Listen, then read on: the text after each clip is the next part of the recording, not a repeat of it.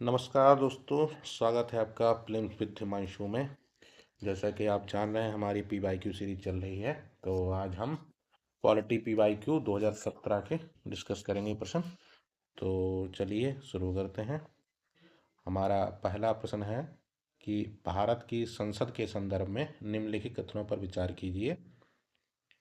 पहला कह रहा है कि गैर सरकारी विधेयक ऐसे विधेयक हैं जो संसद के ऐसे सदस्य द्वारा प्रस्तुत किए जाता है जो निर्वाचित नहीं है किंतु भारत के राष्ट्रपति द्वारा नाम निर्दिष्ट हैं। दूसरा कह रहा है कि हाल ही में भारत की संसद के इतिहास में पहली बार एक गैर सरकारी विधेयक पारित किया गया। उपयुक्त में से कौन सा या से कथन सही है। ठीक है, अब आप इसमें देखिए कि पहला ऑप्शन कह रहा है कि गैर सरकारी विधेयक सिर्फ कौन से होते हैं। इन्होंने कहा कि जो राष्ट्रपति के द्वारा नाम निर्देशित होते हैं, नहीं मनोनीत, जो राष्ट्रपति 12 या सदस्यों को जो करता है उनके द्वारा पेश किया जाए विधेयकों को गैर सरकारी विधेयक कहते हैं। लेकिन ऐसा नहीं है। गैर सरकारी विधेयक उन विधेयकों, सभी विधेयकों कहते हैं जो मंत्री के अलावा कोई भी लोकसभा सदस्य पेश करता है या राज्यसभा सदस्य पेश करता है, तो उनको हम गैर सरकारी विधेयक कहते हैं। तो हमारा ये पहला ऑप्शन गलत हो गया। दूसरा कह रहा है कि अभी हाल में पहली बार संसद में गैर सरकारी विधेयक पारित किया गया। तो ये भी ऑप्शन गलत है, क्योंकि कई बार विधेयक पेश किया गया अभी तक गैर सरकारी विधेयक, और 14 विधेयक अभी तक पास भी हो चुके हैं गैर सरकारी विधेयक। तो हमारे ये दोनों ऑप्शन गलत हो गए हैं। इसका आंसर क्या हो जाएगा? डी हो जाएगा। और गैर सरकारी विधेयक में क्या होता है कि जो सदस्य होता है वो स्वयं विधेयक को तैयार करता है, 1 महीने पहले उसको सूचना देनी होती है, और ऐसे विधेयक शुक्रवार को पेश किए जाते हैं। ठीक है, चलिए अगले प्रश्न पर चलते हैं। अगला प्रश्न है कि समाज में समानता के होने का एक निहितार्थ यह है कि उसमें क्या होना चाहिए? विशेषाधिकार का अभाव होना चाहिए, अवरोधों का अभाव होना चाहिए, विचारधारा का अभाव होना चाहिए, या प्रतिस्पर्धा का अभाव होना चाहिए। तो हमको पता है कि अगर हमको विशेषा समानता चाहिए तो हमको क्या करना होगा? विशेषाधिकारों का अभाव करना होगा। यानी हमारा आंसर क्या हो जाएगा? ए हो जाएगा, क्योंकि हमारे संविधान में भी समता की बात की गई है, और समता के बारे में अनुच्छेद 14 से 18 के बीच में बताया गया है। ठीक है, इसके अलावा हम देखें तो 325 अनुच्छेद, 326 और 39 में भी समानता की बात की गई है। तो क्या होगा? समानता के लिए विशेषाधिकारों को अभाव करना होगा। अगला प्रश्न है कि भारत की संविधान के 42वें संशोधन द्वारा निम्नलिखित में से कौन सा सिद्धांत राज्य के नीति निर्देशक तत्वों में जोड़ा गया था? ठीक है, 42वें संविधान संशोधन द्वारा।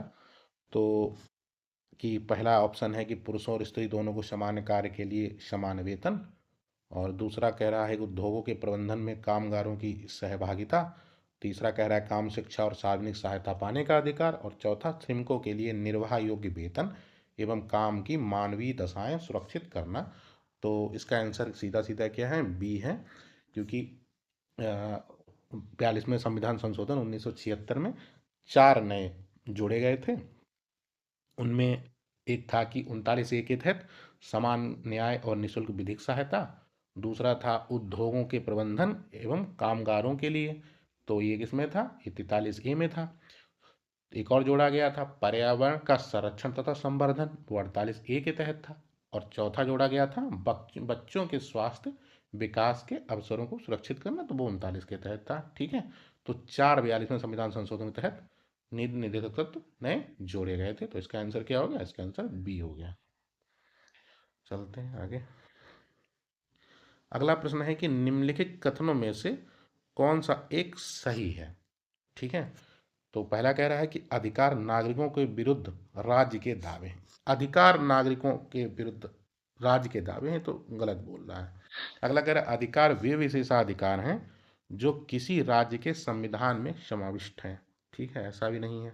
तीसरा कह रहा है कि राज्य के अधिकार राज्य के विरुद्ध नागरिकों के दावे हैं। ये एकदम सही बात है, क्योंकि अधिकार क्या है? राज्य के विरुद्ध नागरिकों के दावे हैं। ठीक है, तो हमारा आंसर क्या हो गया? सी आंसर हो गया, और डी भी गलत है। तो हमारा आंसर क्या हो गया? सी आंसर हो गया। ठीक है, और हम जानते हैं कि अनुच्छेद के भाग 3 में, जिसमें हम अधिकारों की बात करते हैं, तो 6 तरीके के अधिकारों की बात की गई है। कौन कौन से हैं? समानता का अधिकार, स्वतंत्रता का अधिकार, धार्मिक स्वतंत्रता का अधिकार, सांस्कृतिक और शैक्षणिक अधिकार, संवैधानिक उपचार, ये सारे बोले गए हैं। तो 6 तरीके के मूल अधिकारों की बात की गई है।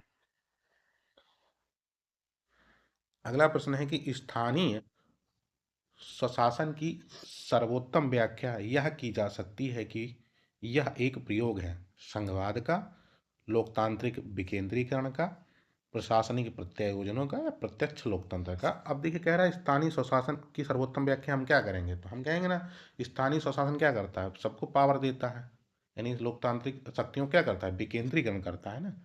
तो आंसर हमारा सीधा सीधा हो जाएगा, शक्तियों का विकेंद्रीकरण हो रहा है, बी हो जाएगा। और हम जानते हैं 73वें और 74वें संविधान संशोधन द्वारा स्थानीय स्वशासन को लागू किया गया था। ठीक है, तो शक्ति को विकेंद्रीकृत करना। अगला प्रश्न है कि निम्नलिखित कथनों पर विचार कीजिए। भारत के संविधान के संदर्भ में राज्य की नीति के निर्देशक तत्व हैं, विधायिका के कार्यों पर निर्बंधन करते हैं, कार्यपालिका के कृत्यों पर निर्बंधन करते हैं, उपयुक्त में से कौन सा या से सही है। तो हम ये जानते हैं कि ये शासन के संचालन के लिए मूलभूत और शासन के संचालन के लिए आदर्श के रूप में होते हैं। तो ये ना तो विधायिका के कार्यों में निबंधन करते हैं और ना ही कार्यपालिका के। ठीक है, ये क्या करते हैं, उनके लिए एक रोड मैप देते हैं, एक रास्ता देते हैं कि वो इसके अनुसार अपना शासन चलाए और ऐसे विधियों को लेके आए जो लोगों के लिए, देश के लिए उचित हो। तो ये क्या करते हैं, ये दर्शन के रूप में कार्य करते हैं, आदर्शों के रूप में कार्य करते हैं।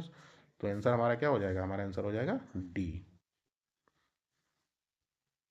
अगला प्रश्न देखिए, कह रहा है निम्नलिखित कथनों में से कौन सा या से भारतीय नागरिकों के मूल कर्तव्यों के विषय में सही है। पहला कह रहा है कि इन कर्तव्यों को प्रवर्तित कराने के लिए एक विधायी प्रक्रिया दी गई है। दूसरा कह रहा है कि वे विधिक कर्तव्यों के साथ परस्पर संबंधित हैं, उपयुक्त में से कौन सा सही है। तो ये देखिए हम जान रहे हैं मूल कर्तव्यों के बारे में, तो मूल कर्तव्य जो थे इनको लागू कराने के लिए अलग से कोई विधायी प्रक्रिया नहीं है। ठीक है, इनको लागू करने कोई विधायी प्रक्रिया नहीं है, इसलिए हमारा ये गलत हो जाएगा। और ये मौलिक कर्तव्य जो होते हैं ना, ये कानूनी कर्तव्यों से भी इनका कोई संबंध नहीं होता है, तो ये भी गलत है। तो हमारा आंसर क्या हो जाएगा, सीधा सीधा डी हो जाएगा। ठीक है, ये एक तरीके से नागरिकों को बताते हैं नागरिकों के क्या क्या कर्तव्य हैं। ठीक है, ये किसी पे जबरदस्ती मतलब नहीं कराया जा सकता।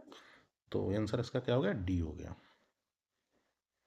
अगला है कि निम्नलिखित उद्देश्यों में से कौन सा एक भारत के संविधान की उद्देशिका में सन्निविष्ट नहीं है, मतलब नहीं है, क्या नहीं है। तो देखिए कह रहा है विचार की स्वतंत्रता, अभिव्यक्ति की स्वतंत्रता, विश्वास की स्वतंत्रता और आर्थिक स्वतंत्रता। तो हम जानते हैं कि आर्थिक स्वतंत्रता की बात नहीं की गई है उद्देशिका में, आर्थिक न्याय की बात की गई है। ठीक है, स्वतंत्रता 5 तरीके की बोली गई है, कौन कौन सी है, विचार की है, अभिव्यक्ति की है, विश्वास की है, धर्म की है और उपासना की स्वतंत्रता बात की गई। तो आर्थिक स्वतंत्रता नहीं है, आर्थिक न्याय की बात की गई है। सामाजिक, आर्थिक, राजनीतिक न्याय, 3 तरीके के न्याय, 5 तरीके की स्वतंत्रता की बात की गई है उद्देशिका में। तो हमारा आंसर इसमें क्या हो जाएगा, बी हो जाएगा। अगला हमारा प्रश्न है कि लोकतंत्र लोकतंत्र का उत्कृष्ट गुण यह है कि वह क्रियाशील बनाता है। किसे क्रियाशील बनाता है, समर्पित दलीय कार्यकर्ताओं के समूहों को नहीं, वह गतिशीलता और दूरदर्शिता से युक्त बेहतर व्यक्ति को नहीं, कार्यपालिका के नेतृत्व को सशक्त बनाने वाली पद्धतियों को नहीं, पुरुष, साधारण पुरुषों और महिलाओं की बुद्धि और चरित्र को। ये सही बात है, क्योंकि लोकतंत्र हमें मतों का अधिकार देता है, हमको सोचने का अधिकार देता है, क्या बेहतर है, किसको हम वोट करना चाहिए, क्या करना चाहिए। तो ये हमारी साधारण पुरुषों और महिलाओं की बुद्धि और चरित्रों को उत्कृष्ट बनाने की भूमिका निभाता है। तो आंसर हमारा क्या हो जाएगा, 57 का ए हो जाएगा। अगला प्रश्न है कि संसदीय स्वरूप के शासन का प्रमुख लाभ यह है कि कार्यपालिका और विधानमंडल दोनों स्वतंत्र रूप से कार्य करते हैं, यह नीति के निरंतरता प्रदान करता है और यह अधिक दक्ष है। तीसरा कह रहा है कार्यपालिका विधानमंडल के प्रति उत्तरदायी बना रहता है। और चौथा कह रहा है सरकार के अध्यक्ष को निर्वाचन के बिना नहीं बदला जा सकता। तो देखिए संसदीय स्वरूप के शासन का प्रमुख लाभ क्या होता है कि कार्यपालिका क्या है, विधानमंडल के प्रति उत्तरदायी है। ठीक है, उसकी जवाबदेहिता बनी रहती है। तो संसदीय शासन की मुख्य विशेषता तो यही हो गई शासन का लाभ। तो आंसर हमारा क्या हो गया, सी हो गया। ठीक है, तो यही है।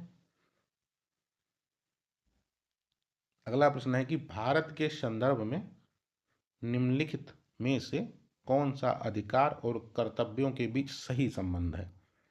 तो पहला कह रहा है अधिकार कर्तव्यों के साथ साथ सह संबंधित है। दूसरा कह रहा है अधिकार व्यक्तिगत हैं अतः समाज और कर्तव्यों से स्वतंत्र है। नागरिक के व्यक्तित्व के विकास के लिए अधिकार ना कि कर्तव्य महत्वपूर्ण है। और चौथा कहता है राज्य के स्थायित्व के लिए कर्तव्य ना कि अधिकार महत्वपूर्ण है। तो हम जानते हैं अधिकार और कर्तव्यों के बीच क्या संबंध है। अधिकार कर्तव्यों के बीच सह संबंध है। ठीक है, सह संबंध है क्योंकि अधिकार जो है ना हमको कर्तव्यों की तरफ भी उन्मुख करता है। ठीक है, तो ये है कि अधिकार होंगे तो कर्तव्य भी कुछ होंगे, तो हमारा क्या होगा इन दोनों के बीच कैसा संबंध हो जाएगा, सह संबंध हो जाएगा। ठीक है, तो आंसर हमारा क्या हो गया, ए हो गया। अगला प्रश्न है कि भारत के संविधान के निर्माताओं का मत निम्नलिखित में से में किसमें प्रतिबिंबित होता है। तो उद्देशिका है, मूल अधिकार, राज्य के नीति निर्देशक तत्व, मूल कर्तव्य। तो हम जानते हैं कि उद्देशिका में होता है क्योंकि वो कहते हैं ना दर्शन है उद्देशिका संविधान का, संविधान के बारे में बताता है। तो आंसर हमारा क्या हो गया, ये हो गया सीधा सीधा। अगला प्रश्न है कि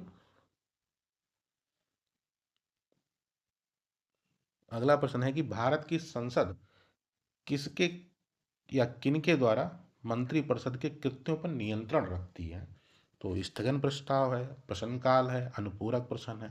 नीचे दिए गए कूट का प्रयोग कर सही उत्तर दीजिए। तो देखिए स्थगन प्रस्ताव, प्रश्नकाल, अनुपूरक प्रश्न, ये तीनों के द्वारा संसद क्या करती है, मंत्रिपरिषद के कृत्यों पर नियंत्रण रखती है। तो आंसर हमारा डी हो जाएगा। और हम जानते हैं कि स्थगन प्रस्ताव क्या होता है, ये सार्वजनिक विषय के किसी विशेष मुद्दे पर विचार किया जाता है, उसके लिए लाया जाता है। कम से कम 50 सदस्य जो होते हैं लोकसभा के वो इसके समर्थन में होते हैं। तो किसी विशेष मुद्दे पर बहस की जाती है 2 से 3 घंटे, इसमें व्यक्तिगत मुद्दे नहीं उठाए जाते हैं। ठीक है, और यह सिर्फ लोकसभा में ही लाया जाता है। दूसरा है जैसे प्रश्नकाल, तो हम जानते हैं 1 से 12 के बीच जो सांसद होते हैं वो मंत्रियों से प्रश्न पूछते हैं, उसको हम प्रश्नकाल कहते हैं। और अनुपूरक प्रश्न क्या होता है कि जो तारांकित प्रश्न होते हैं उसके जवाब के बाद जब दोबारा स्पष्टीकरण मांगा जाता है तो उसमें जो सीधे प्रश्न पूछे जाते हैं उनको हम अनुपूरक प्रश्न कहते हैं। तो ये तीनों के तीनों मंत्रिपरिषद पे कृत्यों पर नियंत्रण रखते हैं। तो इसका आंसर हमारा क्या हो गया, डी हो गया। अलग देखिए कह रहा है कि लोकसभा के निर्वाचन के लिए नामांकन पत्र तो कौन भर सकता है। भारत में निवास करने वाले किसी भी व्यक्ति द्वारा दाखिल किया जा सकता है। तो आप खुद सोचिए, जिस निवास करने वाले तो हो सकता है 18 साल का हो, तो क्या वो दाखिल कर सकता है, नहीं कर सकता है। दूसरा कह रहा है जिस निर्वाचन क्षेत्र में निर्वाचन लड़ा जाना है वहाँ के किसी निवासी द्वारा दाखिल किया जा सकता है। ठीक है, तो ये भी नहीं सही है क्योंकि निवासी द्वारा जरूरी तो नहीं है। तीसरा देखिए कह रहा है कि भारत के किसी नागरिक द्वारा जिसका नाम किसी निर्वाचन क्षेत्र की मतदाता सूची में, यानी वोट भी तो होना चाहिए, मत भी तो होना चाहिए, दाखिल किया जा सकता है। तो ये हमारा सही हो गया। चौथा कह रहा है भारत के किसी भी नागरिक द्वारा दाखिल किया जाता है, तो किसी भी नागरिक द्वारा नहीं।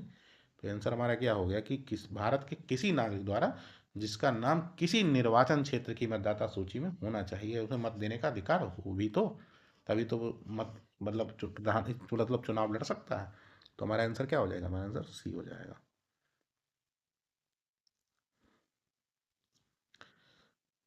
ये प्रश्न देखिए कह रहा है कि निम्नलिखित कथनों पर विचार कीजिए। लोकसभा अथवा राज्य की विधानसभा के निर्वाचन में जीतने वाले उम्मीदवार को निर्वाचित घोषित किए जाने के लिए किए गए मतदान का कम से कम 50% आना अनिवार्य है।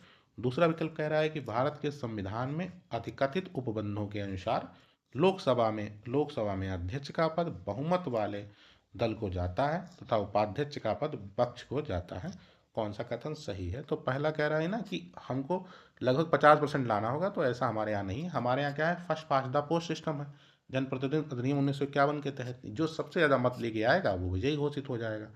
तो ऐसा तो कुछ कहा नहीं गया, तो ये गलत हो गया। दूसरा कह रहा है भारत के संविधान के अधिकतित उपबंधों के अनुसार लोकसभा अध्यक्ष। तो देखिए संविधान में ऐसा नहीं है। संविधान हम कई बार बोले हैं, बहुत परिभाषित करने वाले या इस तरीके के शब्द जो होते हैं ऐसा नहीं होता है, तो ये गलत है। ठीक है, ये संसदीय परंपरा है। तो हमारा आंसर क्या हो जाएगा, ना तो एक सही है और ना तो दो, तो यानी डी हो जाएगा, सीधा सीधा आंसर हो जाएगा। चलिए आगे चलते हैं।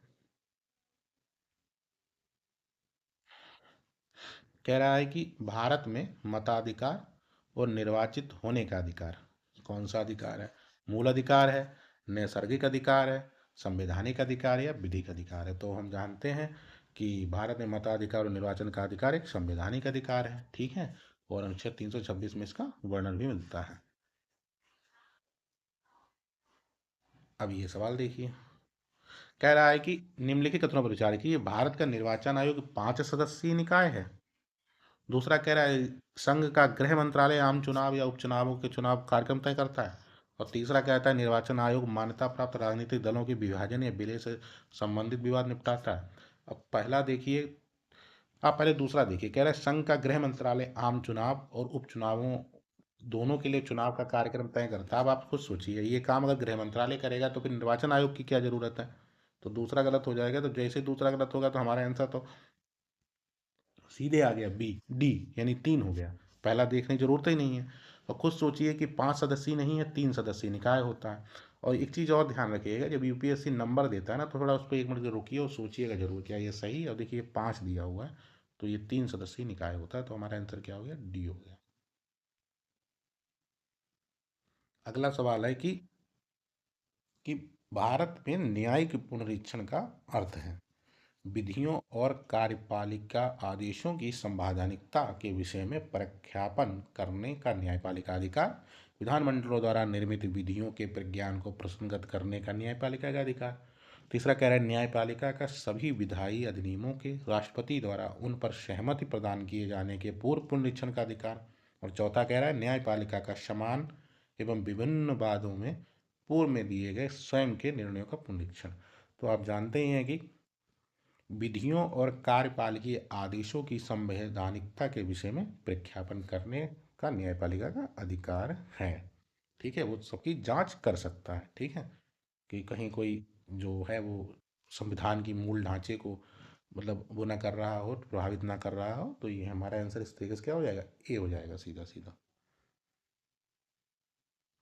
अगला प्रश्न देखिए, कह रहा है कि भारत कह रहा है कि किसी राज्य में राष्ट्रपति शासन की उद्घोषणा के निम्नलिखित में से कौन से परिणाम होना आवश्यक नहीं है?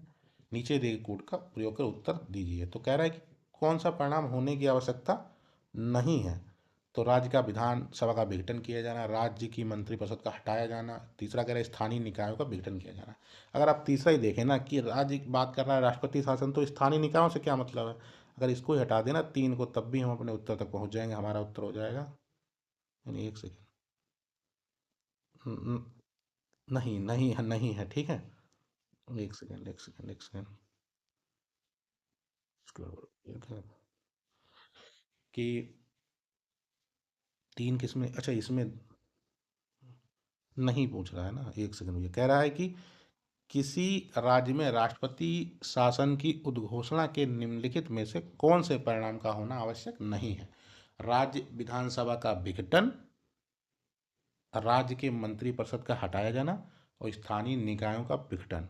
तो नहीं पूछ रहा है ना, तो कौन सा नहीं है? अब देखिए स्थानीय निकायों का विघटन, ठीक है, नहीं किया जाता है, ये हमको पता है। इससे क्या क्या ही मतलब है, ठीक है। तो अगर तीन तीन नहीं है तो तीन, तीन नहीं है अगर, तब देखिए 3 किसमें किसमें है, इसमें हो जाएगा। एक में है तो 3 इसमें नहीं है, ये चला गया, ठीक है। नहीं पूछ रहा था, मैंने ध्यान नहीं दिया। दूसरा कह रहा है राज्य की मंत्रिपरिषद का हटाया जाना। तो राज्य की मंत्रिपरिषद का हटाया जाना, ठीक है। तीसरा पहला कह रहा है कि राज्य की विधानसभा का विघटन। तो राज्य की विधानसभा का विघटन भी जरूरी नहीं है। तो 1 और 3 जरूरी नहीं है। तो इस आधार पर हमारा आंसर क्या हो जाएगा? बी हो जाएगा, ठीक है। ये और ये नहीं है, ठीक है, नहीं ना देखने पर ये गड़बड़ हो जाती है, ठीक है। तो राज्य विधानसभा का विघटन और स्थानीय निकायों का विघटन जरूरी नहीं है राष्ट्रपति शासन की उद्घोषणा के लिए, परिणामों की आवश्यकता नहीं है, ठीक है। यानी राज्य के मंत्रिपरिषद को हटाया जाना जरूरी है, ठीक है, ये हटाया जाएगा। क्योंकि हम पढ़ते हैं कि राष्ट्रपति के शासन अनुच्छेद 356 में कहते हैं 2 आधारों पर घोषित किया जाता है। एक का उल्लेख स्वयं 356 में है और दूसरा 365 में। 356 क्या कहता है कि राज्य के प्रशासन को संविधान के अनुरूप जारी रखने से रोकती है, तो वह अनुच्छेद 356 के तहत उद्घोषणा जारी करता है। राष्ट्रपति राज्यपाल की रिपोर्ट के आधार पर या उसके बिना भी लागू कर सकता है, ठीक है। और 365 क्या कहता है कि जब कोई राज्य केंद्र के किसी निर्देश का पालन करने या लागू करने से इनकार करता है तब, ठीक है। तो दो स्थितियों में हो जाता है। उसमें क्या होता है कि मंत्रिपरिषद का हटाया जाना होता है। तो हमारा ये आंसर इसका क्या होना, बी होता है, ठीक है। तो हमसे नहीं पूछ रहा है तो हमारा ये होगा, तो हमारा आंसर बी हो जाएगा। अगला देखिए, तो ये थोड़ा नहीं भी विशेष ध्यान दीजिएगा। अगला प्रश्न कह रहा है कि, एक सेकेंड, कि भारत के संविधान में शोषण के विरुद्ध अधिकार द्वारा निम्नलिखित में से कौन से परिकल्पित हैं। तो शोषण के विरुद्ध हम जान ही रहे हैं कि मानव का देह व्यापार, बंधुआ मजदूरी, ठीक है, 23 के तहत। अस्पृश्यता समता के अधिकार में आता है 17 में, तो ये नहीं होगा। अल्पसंख्यकों के हितों भी नहीं होगा। तो कारखानों में खदानों बच्चे, ये दो हो गए हमारा, एक और चार सही हो गया, ठीक है। क्योंकि अनुच्छेद 23 में मानव दुर्व्यापार की बात की गई है, बंधुआ मजदूरी, बेगार की बात की गई है। और 24 में क्या कहा गया है अनुच्छेद में, कि 14 वर्ष से कम आयु के बच्चों को कारखानों और खानों जैसे खतरनाक कार्यों में नियोजित करने से मना किया गया है, ठीक है। तो हमारा आंसर क्या हो गया, सी हो गया। चलिए आगे चलते हैं। अब प्रश्न है हमारा कि 69, कि निम्नलिखित कथनों में से उस एक को चुनिए जो मंत्रिमंडल स्वरूप की सरकार के अंतर्निहित सिद्धांत को अभिव्यक्तित करता है। तो पहला कह रहा है कि ऐसी सरकार के विरुद्ध आलोचना को कम से कम करने की व्यवस्था जिसके उत्तरदायित्व तो जटिल हैं तथा उन्हें सभी के संतोष के लिए निष्पादित करना कठिन है। दूसरा कह रहा है ऐसी सरकार के कामकाज जो तेजी से क्रियाविधि जिसके उत्तरदायित्व तो दिन प्रतिदिन बढ़ते जा रहे हैं। तीसरा कह रहा है सरकार के जनता के प्रति सामूहिक उत्तरदायित्व को सुनिश्चित करने के लिए संसदीय लोकतंत्र की एक क्रियाविधि, देखिए संसदीय लोकतंत्र की बात की गई है ये। और उस चौथा विकल्प कह रहा है उस शासन अध्यक्ष के हाथों को मजबूत करने का एक साधन जिसका जनता द्वारा नियंत्रण हसोन्मुख होता था, ये नहीं है, ठीक है। आंसर हमारा सी है। और सीधा सीधा आंसर है कि सरकार जनता के प्रति सामूहिक उत्तरदायित्व को सुनिश्चित करने संसदीय लोकतंत्र को अपनाने की क्रियाविधि, ठीक है। तो ये आंसर हमारा सी हो गया। हमारा अगला प्रश्न है कि निम्नलिखित में से कौन सी एक भारतीय संघ राज्य पद्धति की विशेषता नहीं है, ठीक है। तो भारत में स्वतंत्र न्यायपालिका, केंद्र और राज्यों की शक्तियों का स्पष्ट विभाजन। तीसरा कह रहा है संबद्ध होने वाली इकाइयों को राज्यसभा में असमान प्रतिनिधित्व दिया गया है। और चौथा कह रहा है कि यह समयबद्ध संबद्ध संघबद्ध होने वाली इकाइयों के बीच एक सहमति का परिणाम है। तो ये आंसर गलत है क्योंकि ये संघ राज्य पद्धति की विशेषता नहीं है, सहमति का परिणाम नहीं है, ठीक है। तो ये गलत है। और हम जानते हैं कि अगर संघीय विशेषताएं कैसी होती हैं, जैसे द्वैध शासन राज्य पद्धति हो गई, लिखित संविधान हो गया, शक्तियों का विभाजन हो गया, संविधान की सर्वोच्चता हो गई, इस तरीके की जो बातें हैं वो संघीय राज्य पद्धति के उदाहरण हैं। तो हमारा आंसर इस तरीके से क्या हो गया, डी हो गया, ठीक है। तो ठीक है, आज की क्लास यहीं तक। धन्यवाद, जुड़े रहिए, अच्छी क्लास तो चैनल सब्सक्राइब करिएगा, तो आगे शेयर करिएगा। धन्यवाद।